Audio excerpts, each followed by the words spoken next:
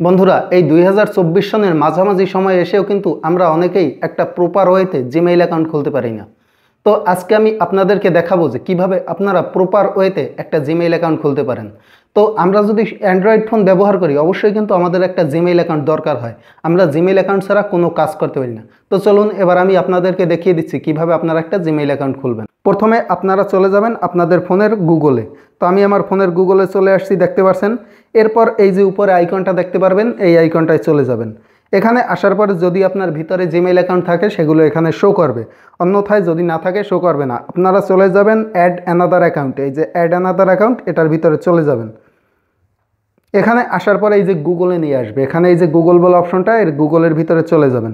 গুগলের ভিতরে যাবার পরে আপনার এখানে চেকিং নেবে, চেকিং নেবার পরে আপনার ফোনের পাসওয়ার্ড কিংবা আপনার ফোনের ফিঙ্গার বা ফেস লক যেটাই থাকুক সেটা চাবে। তো এটা দিয়ে দেবেন। এটা দেবার পরে একটু সময় চেকিং নিচ্ছে, দেখেন।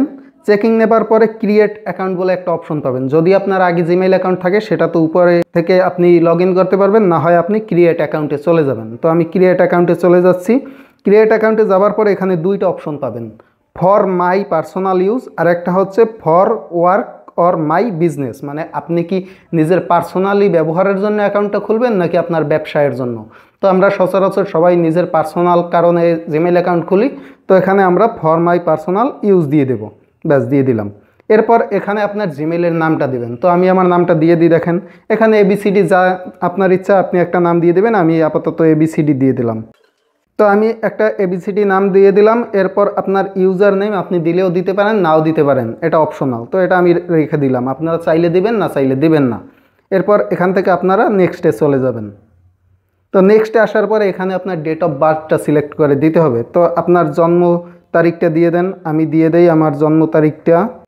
এরপর এখানে আপনার কোন মাসে জন্ম এভরিথিং আমি একটা দিয়ে দিলাম, মনে করেন ডিসেম্বর। এরপর আপনার কোন ইয়ারে জন্ম, আমি 2000 দিয়ে দিলাম, ব্যাস। এই কিন্তু এরপর আপনি নিচে কি করবেন, আপনার জেন্ডারটা সিলেক্ট করে দেবেন। আপনি যদি পুরুষ হন মেল দেবেন, মহিলা হলে ফিমেল দেবেন। তো আমি এখানে মেল দিয়ে দিলাম। দেখেন আমার কিন্তু এই অপশনটা কমপ্লিট। এরপর এখান থেকে আমরা নেক্সটে চলে যাব।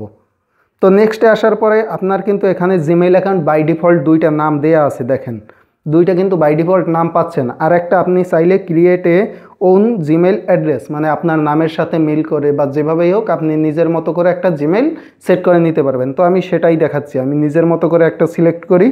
এখানে আমি কি নাম দিতে পারি একটা জিমেইলের, আমার নামটা দিয়ে দেখি। দেখেন এখানে কিন্তু সৈকত দেবে জিমেইল অ্যাকাউন্টটা আমার অ্যাড হচ্ছে না। তো এই জন্য কী করতে হবে, সাথে দুই একটা ডিজিট দিতে হবে। আমি একটু ডিজিট দিচ্ছি।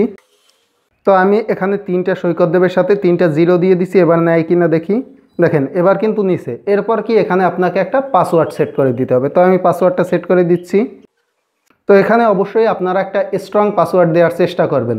তো স্ট্রং পাসওয়ার্ড দিলে কি হবে, খুব সহজেই কেউ আপনার জিমেইল অ্যাকাউন্টটাকে হ্যাক করতে পারবে না। এরপর এখান থেকে নেক্সটে দিয়ে দিবেন, ব্যাস আমি নেক্সটে দিছি। এরপর এখানে আপনাকে একটা আপনার ফোন নাম্বার দিতে হবে, যে ফোন নাম্বারটা আপনার বর্তমানে অ্যাক্টিভ আছে।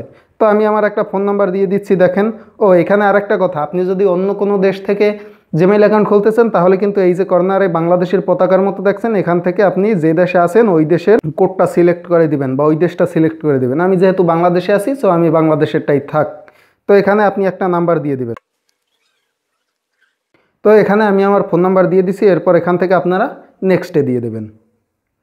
তো নেক্সটে দেওয়ার পর দেখেন এখানে কিন্তু আমার জিমেইল অ্যাকাউন্ট ক্রিয়েট হয়ে গেছে। তো এখান থেকে নেক্সটে দেওয়ার পরে আপনার এখানে কিছু পলিসি আছে, পলিসিগুলো আপনি পড়তেও পারেন, নাও পড়তে পারেন, অ্যাজ ইউর উইশ।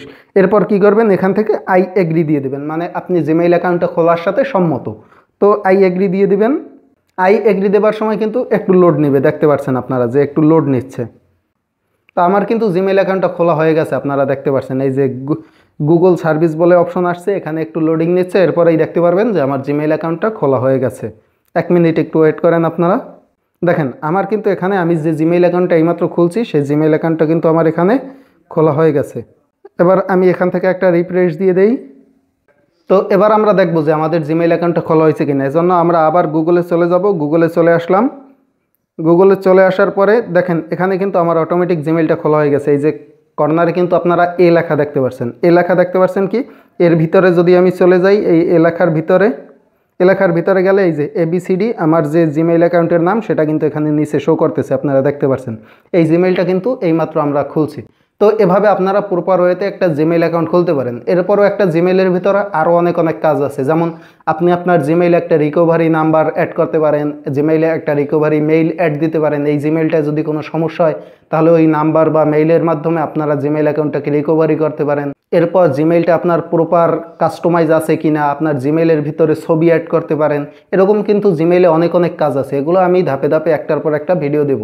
এক ভিডিওতে যদি অনেক বড় করতে যাই আপনাদের কাছে ভিডিওটা খুবই বিরক্তিকর মনে হবে, এই জন্য আমি ভিডিওটায় আর অন্য কিছু দেখালাম না।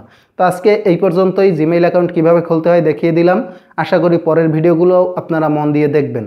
আর যদি ভিডিওটা ভালো লেগে থাকে অবশ্যই আমার ইউটিউব চ্যানেলটা সাবস্ক্রাইব করে দিবেন। আর যদি ফেসবুকে দেখে থাকেন তো একটা ফলো দিয়ে সাপোর্ট দিবেন। ধন্যবাদ সকলকে।